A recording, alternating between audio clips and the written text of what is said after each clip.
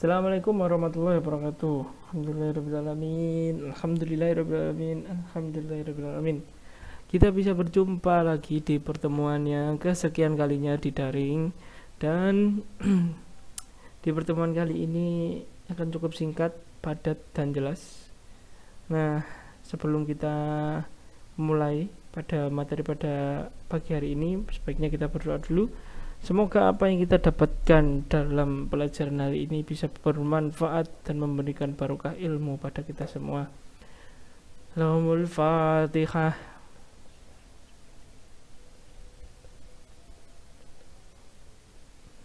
Baiklah, selesai. Ini sekarang kita mulai. Nah, setelah kemarin membahas tentang bab kebangkitan nasional ya, mulai kebangkitan nasional, kemudian ada Budi Utomo dan lain sebagainya. Terus ada beberapa tokoh-tokoh juga. Nah, kata kunci dari bab kemarin, bab tentang kebangkitan nasional, itu yang pertama adalah kata kuncinya.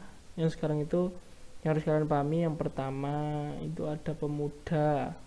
Pemuda itu siapa gitu ya. Terus kemudian ada kebangkitan nasional. Sosok di balik kebangkitan nasional itu siapa? Organisasi pemuda yang banyak kemarin itu, mereka awalnya berangkat dari kedaerahan atau berangkat dari umum terus kemudian ke daerah.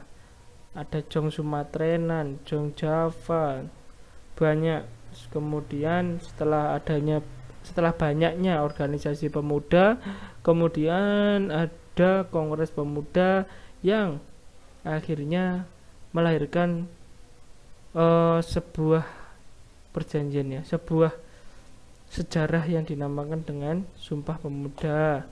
Terus kongres tadi itu dilaksanakan di mana, yang ada Sumpah Pemudanya, itu adalah kata-kata kunci yang perlu dihafal dalam bab ini. Terus bertanah air satu, berbangsa satu, berbahasa satu, itu adalah isi dari Sumpah Pemuda. Itu kata kuncinya. Rangkumannya yang pertama, Sumpah Pemuda merupakan suatu pengakuan dari pemuda-pemudi Indonesia yang mengikrarkan satu tanah air, satu bangsa, dan satu bahasa. Nah, ini terjawab ya. Sumpah Pemuda dibacakan pada tanggal 28 Oktober 1928 dalam Kongres Pemuda II di Jakarta. Kemudian yang kedua, Sumpah Pemuda merupakan babak baru bagi perjuangan bangsa Indonesia, karena perjuangan yang bersifat lokal kedaerahan berubah menjadi perjuangan yang bersifat nasional. Ini kata kuncinya tadi juga berhubungan, karena organisasi kepemudaan ini mereka berangkat dari daerah dulu. Jadi dulu yang yang mempelopori pertama itu pokoknya berdirinya Budi Utomo. Nah, setelah berdirinya Budi Utomo, baru muncullah yang kemarin ada Jong Sumatrenan, Jong Java, Jong Celebes, Jong Ambon, dan Jong-Jong yang lainnya. Nah, itu kan mereka masih memakai nama-nama daerah tuh. Terus akhirnya dari beberapa Jong-Jong tadi mereka menjadi satu, akhirnya jadi ini kemarin Perhimpunan Indonesia itu ya. Kemudian yang ketiga ada pemuda adalah warga negara Indonesia yang memasuki periode penting. Ya, tadi kan disebutkan pemuda itu apa? Pemuda itu siapa? Pemuda adalah warga Indonesia yang memasuki periode penting pertumbuhan dan perkembangan yang berusia 16 sampai 30 tahun. Nah, tuh kalian belum ya kayaknya ya. 16 nanti kayaknya ketika sudah SMA. Nah, rangkuman lanjutannya yang pertama, makna Sumpah Pemuda ini telah menjadi jiwa dan semangat yang terus terpatri atau terpatri itu kayak sudah menjiwai gitu, sudah ada di dalam jiwa, dicaplah jiwanya dalam hati sanubari para pemuda.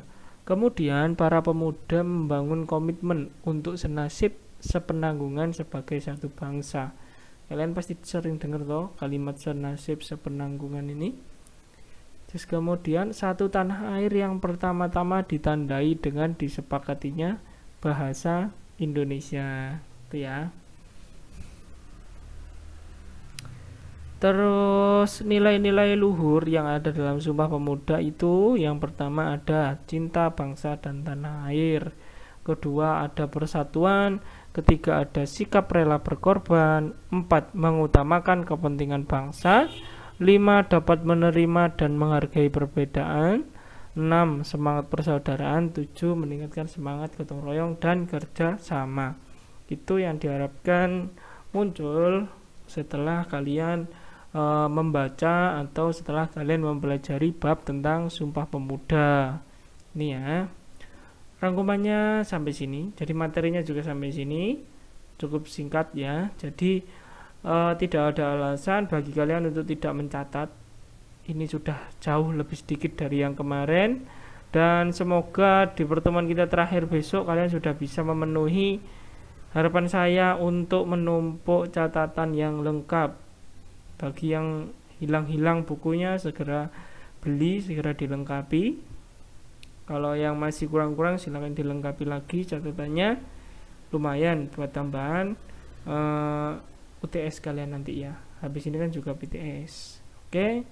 Baiklah, sampai sini dulu. Semoga ini bermanfaat. Semoga kalian tetap diberikan kesehatan dan semangat untuk terus belajar. Oke. Baiklah, saya akhiri. Assalamualaikum warahmatullahi wabarakatuh.